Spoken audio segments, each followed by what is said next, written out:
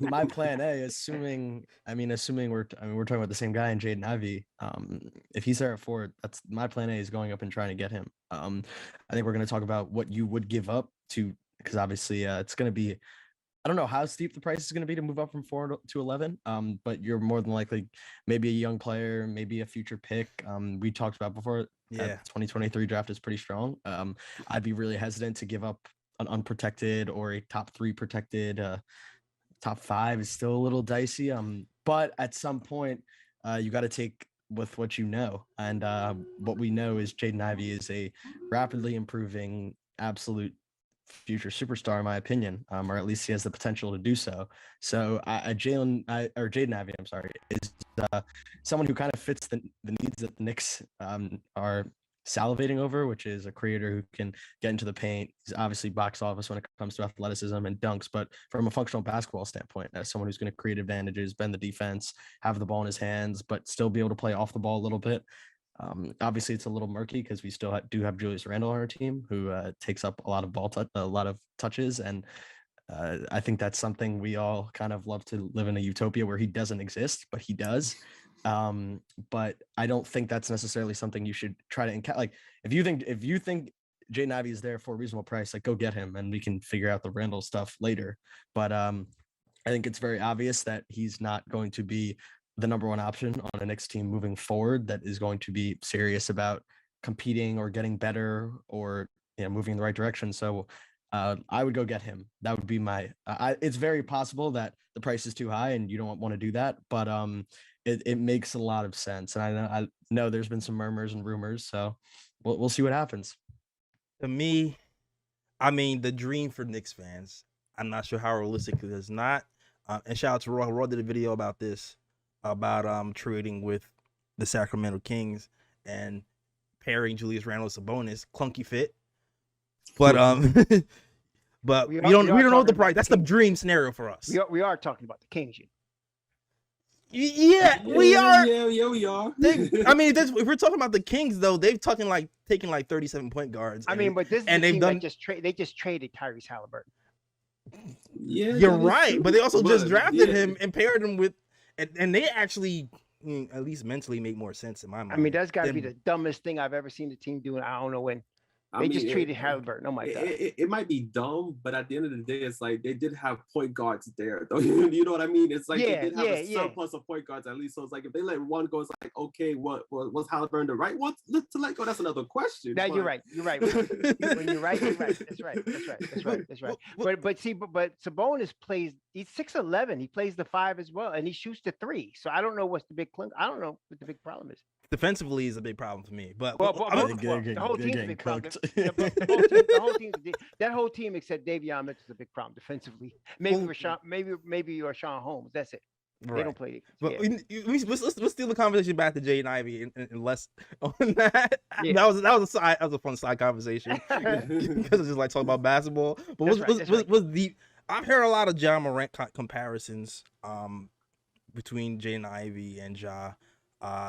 To me, Ja, when I was watching Ja anyway, he seemed like heads and shoulders above Jaden as far as a playmaker. Oh yeah. How would you compare Jaden Ivey to Ja Morant? I know it's a silly question. No, the comps are so funny, and it's just like when you do this stuff all throughout the year, like I'll never forget watching you watch Jaden in November, you're like, oh, he'll get Ja comps come draft time. Like you can just you can smell it. Like very obvious to tell. It's also like when you turn, like the hair is similar, like the jump shot mechanics are kind of similar. If you follow them on Twitter, like he just retweets everything Ja tweet. Like it is very clear as something there. Like he definitely tries to be him a little bit. No, he follows him for sure. For sure. But on the court, you hit the nail on the head. Their biggest differentiator as prospects is Ja as a playmaker is miles ahead of Ivey. Now Ivey's made strides, and Ivey is a very clear pathway to get even better with the way he just captivates defenses and draws multiple eyes, multiple defenders, and he excelled there and grew throughout the year. But he's no Ja. Ja is a playmaker, especially like I know everyone. I'll never forget watching Ja in the first round of the NCAA tournament just decimate Marquette and just playmaking and just making all the right reads, getting wherever he wanted on the floor. Jaden's a little different. And it's it's tough to see like Ja's, Ja's, it seems like he's getting 30 in all these big games and just still scoring. And I mean, when the pull-up's going, what can you do about it? But I think Jaden's more of, Jaden's definitely more of a scoring guard. But also someone that I think can play off the ball a little bit more and like projects better there than Ja did coming out. I think Ja is still definitely a better prospect because you trust him more as a lead ball handler. He makes better decisions, more sound running the pick and roll, getting to his spots. But Jaden's definitely a better shooter from a projection standpoint. Okay. And plays off the ball a little bit better. He's a little bit bigger. Similar athletes. Jaden's a wild athlete. Like it feels crazy saying like him and Ja are similar athletes, but like some of the stuff that Jaden did all throughout the year, and even like the functional stuff, like it's just like, watching him in transition, watching him start in the half court. It's crazy. It's really mind blowing, honestly.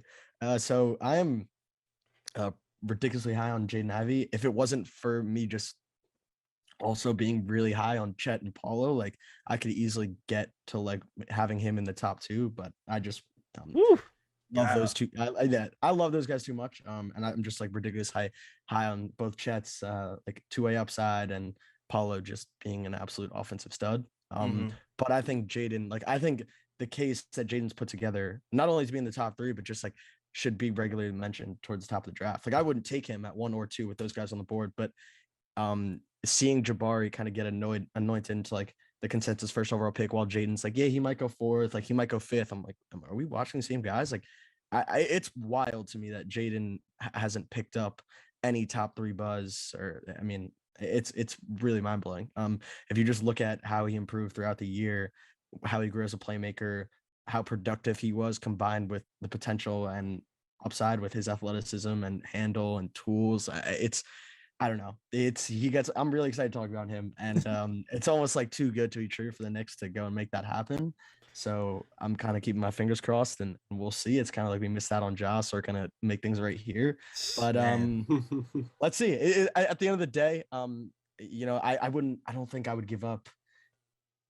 You got to look at, like, I've been thinking about trades in this like thinking about it from just 2 years, or I'm not 2 years ago, a few years back when Dallas moved up from 5 to 3 and did the Luka Trey swap. Yeah, they had to give up an unprotected first. Now I don't know how good the Knicks are going to be. A Jaden Ivey, Julius Randle team, probably not that good. An unprotected first with Scoot Henderson, Wemby, and those twins waiting in the wings, that scares me a little bit. I'm not gonna lie. Depends on what year. Like you said. 2024, send it away. I'm so 2024. I'm doing it. 2024, send it away. I love DJ Wagner, but let's do it. But 2023, and it is. I've been saying this for everyone I've talked to, because this is a real, like, how do you, like, gauging the next year's draft? It always looks shinier, right? Like they haven't been to college yet, right? You're like, even me, I watch a ton of AU and high school basketball. There are guys that get to college and I'm just like, holy shit, like that is not what I expect this to look like. And so every year you're bound to have some of those, but like next year, I don't know if you guys have seen clips of Victor Wembanyama, like the 7'3". I've not yet. Yeah, I've seen a couple clips. You gotta, all right, yeah. JLS, when we get off the call, you just gotta look him up, and then you'll understand why, like, even a 10% chance at him, like putting that on the table is terrifying to me, because like this dude is just game breaking. And it's just unprotected picks are playing with fire. So it would be really interesting. I think that those negotiations would be really hard set on both sides. And obviously, you know, we're talking about going up to trade up for a guy, and we don't even know what the price we're willing to pay. So it's kind of a hypothetical conversation. But in terms of just a pure basketball fit, I think Jaden Ivey and the Knicks is probably as good as it gets. Yeah, rumors have gone around that the Knicks are looking into Jaden Ivey. And like Raw said earlier, the Kings are the Kings. Like, I don't even think, like, who they got back for. Yeah, I mean, you know, they're the Kings. But all right, so if I was going to be fair and say let's fit it, I would say Evan Fournier, Cam Reddish, the Dallas 2023, and give me back Barnes and number 4. I would do that. Yeah, I feel like they're gonna ask for another pick. If I'm Sacramento, I'm hanging up the phone. You are the team with Luka. They're 2023. No thanks. I'll take the 4th pick. But no, this is it. this is I mean, this is honest. Like trade negotiations are super complicated. That I would definitely have no idea like how it gets, but I can only imagine they're super complicated. Then once you factor in weighing the potential of a draft class that like you've scouted, but you haven't seen them in college, and it's like that makes the whole situation that much murkier. In the end, I would argue, I mean, I think it's like kind of an indisputable fact. I love Trae Young more than anything, but we're on a Knicks podcast here, so I got to watch myself. But giving up giving up Cam Reddish to go get Luka instead of having Trae Young probably worked out. There's definitely a world in which the Knicks give up unprotected, and then that'd be the year they win the lottery and Wemby is king. I don't know. I don't. That's just our luck. Because that's just our luck. Y'all too. I mean, no. If I might throw in another pick, but I ain't. No, I'm not overspending for that crap. I agree. I agree. I might throw in another pick. You want the 2024 and you want Dallas 2023. Okay, we do that. But I'm not throwing in too much. We talking about a kid that hasn't played in the NBA yet. So come on. I mean, I believe he's got talent to be an all-star. There's no doubt. But we're still speculating, and so I can't. To me, this draft, to me, is really like if you're putting together a young core on the Knicks, which is obviously what they're doing. To me, this is between Mathurin and Ivy. There's a realistic possibility that you can complete your development. In terms of acquisition, and start going straight into development with these guys that you got, and you can go somewhere. But that's why I like this one. If you're gonna go at 11. Right, like Jason said, you're just going to add the best player, you're going to add talent. But if you could get a guy that could be your, this is their guy, this is your Tatum right here. This is your guy that could take you to that next level in a couple of years. I like Ivy and I like Mathurin, but I'm not going to give away the whole store to get a guy that hasn't played a minute in the NBA yet. Let me pause right there to move the conversation along. I did want to ask Jake. Jaden's biggest deficiencies, what do you think he improves on? I feel like I know what he's going to say already, and then I'm going to move that conversation on to what we're always talking about. But go ahead.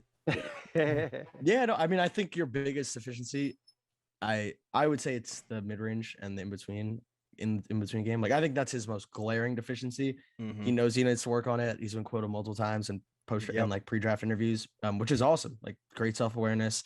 Love that he's working on that. A lot of it is just being more proactive there. So him being aware of that issue in itself is a really good thing, because there were times I just want him to like take more floaters, take more pull-ups. It's there.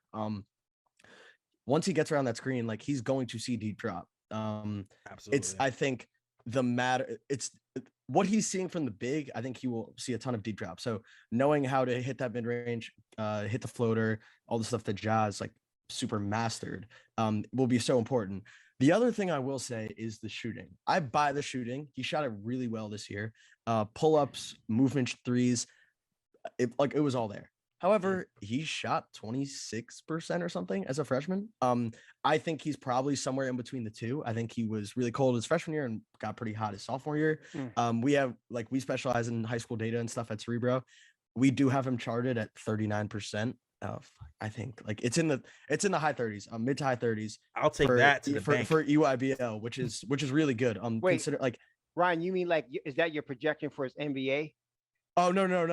In AAU. AAU. I'm about to say. Okay. Oh, 39% in the NBA. Yeah. Oh my God.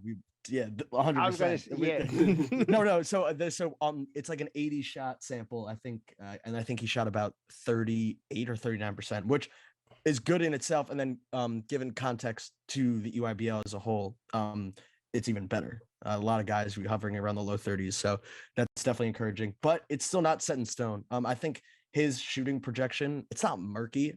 I do buy it, but like I don't want to just fully brush it off as this isn't something we have to worry about at all. Like I do think he'll see a lot of unders and just he'll be proving it to hit it from like a pull up from NBA range. I'm not going over to then leave my big man one-on-one with Jaden Ivey getting downhill. Especially if he does iron out the in-between game. So I do think the biggest efficiencies for me would be, that process, the pace as a pick and roll ball handler, still playing the game a little bit slower, as fast as he is.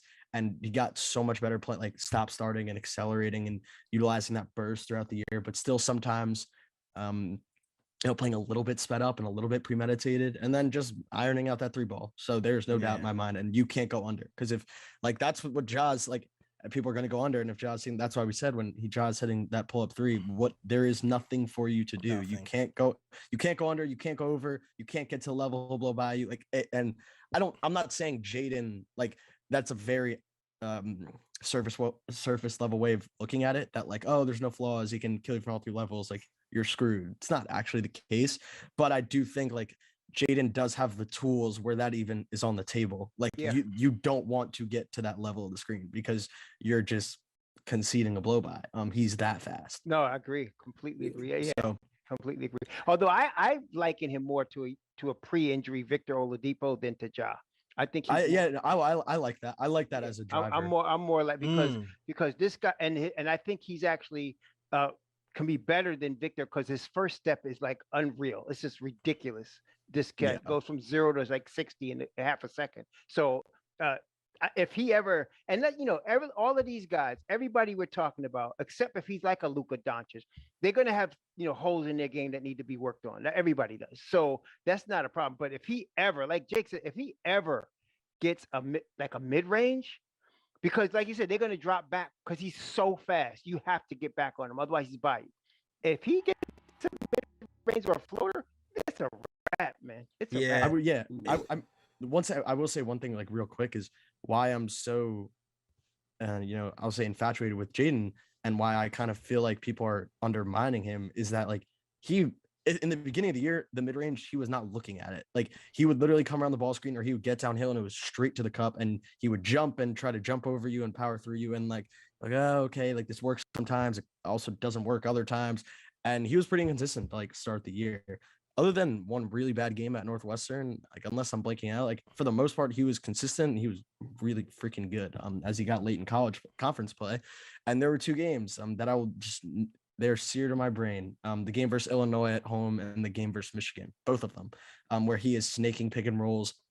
He's getting to the mid range. He's, easing out comfort there. And like it's still a little bit premeditated at some points, but he's still working it in. So then once you start getting comfort with those reps and then extrapolating where you actually can go and where that space actually is, if he can get to that third level, I like add that third level as a scorer as well as ironing out the three, along with his ability. And again, like he can attack closeouts and he can play off another guard. He's 6'4". You can guard twos on the other end of the floor. Like there's a real world where you're running your initial action, then you swing it to him on a like semi-tilted defense. And the same way, Tyrese Maxey looks in Philly, where he just looks like he's just like a sprinter coming off the line when he's attacking closeouts and just getting downhill instantly. Like Ivy has some off-ball equity. I think that's like an untapped potential area where he has that Ja didn't. Like Ja's strictly point guard size and Ja's shooting projection, especially off the catch, was super wonky. Jaden isn't that. They were running Jaden off multiple pin downs and he was coming around 1-2 or hopping right into like difficult 3-point attempts. So I think that's another area that I would also like to see him utilize, especially earlier in his career. So it's not so much heavy lifting, both physically and mentally, on the ball, reading pick and rolls, getting all that process, like go off the ball, take some catch and shoot threes, cut, find pockets in the defense, get the easy stuff and kind of mix it all together. So I think Jaden is just an absolute stud.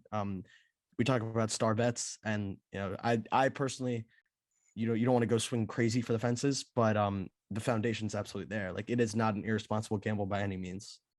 A big high praise from Jake. And I think a lot of Knicks Nation kind of agree with you there on the Jaden Ivey front. And which leads me to another projected guy that Raw loves. And we talk about trade rumors. We heard a few trade rumors. One, we heard that the Sacramento Kings were interested in moving their pick at 4. We also heard that Portland Trail Blazers were thinking about moving their pick at 7. I'm not sure what the Knicks would have to give up, but we just saw some rumors to say that they're looking at LaVine and Beal. Do we have a LaVine or a Beal here? No. Do we have the pieces that they want? Not sure. How bad do they want Randall? But that leads me to who do you feel like, if Ivy's off the board, do you feel like there's somebody else you would be willing to trade up for? I guess would be the first question, Jake. No, don't do it. And Ivy's kind of pushing it a little bit because my biggest thing with the Knicks right now is like your problems are not getting solved in a day. Like we can go through multiple more off seasons and years and years and years for Knicks fans to see that your rebuilding process is long. And it takes years of correctly stacking up picks, correctly winning on the margins, both in the draft and free agency, letting those guys develop. Like, this doesn't happen overnight. And I think that's what we feel victim to so often because, one, we think we're a free agency destination that we're not. And two, we just, I mean, I guess we haven't had draft success. So I don't know why we would think that you can just draft someone and become an overnight winning franchise. But the Knicks, like, I don't think the Knicks are ready to be competing right now. Like, I think we have a bunch of intriguing young pieces. I think we clearly need to work out who's going to play more from a rotation standpoint and who's going to get prioritized with the game reps, both for the betterment of the team and for the long-term outlook of development. And Jaden Ivey, like, I'm not saying he accelerates the timeline, but if he hits, like, that's someone who's going to propel you and kind of like not speed up the timeline, but put you in a place that maybe you weren't going to before. I don't really think anyone else in the draft can do that for you, is like my point. Like, I think there's a hard cutoff after Jaden Ivey. Like, even if like, I don't think Jabari Smith does that for the Knicks. Like, I think Jabari's a great prospect who will be great for a lot of teams. I'm less high on his upside compared to someone like Jaden, but I get it. Like, how someone like a Houston could plug and play Jabari and like have him be a big time piece and just keep building. No one else in this draft really, like, I don't think, I love Johnny Davis. I don't think he's like dramatically changing the direction of the Knicks franchise by himself. I think he's a good piece that you can add and stack and build your rotation and continue to gel with the rest of the young core, but just keep building. So when you do get that stud, hopefully maybe in 2023 draft or 2024, or maybe you strike gold in free agency, who knows? But I do think, like, if you just spend your entire time chasing, that one guy and selling the assets, and you're kind of just going to be back to square one, which I think would be unfortunate considering the small progress that I do think the Knicks made last year with certain of the young guys.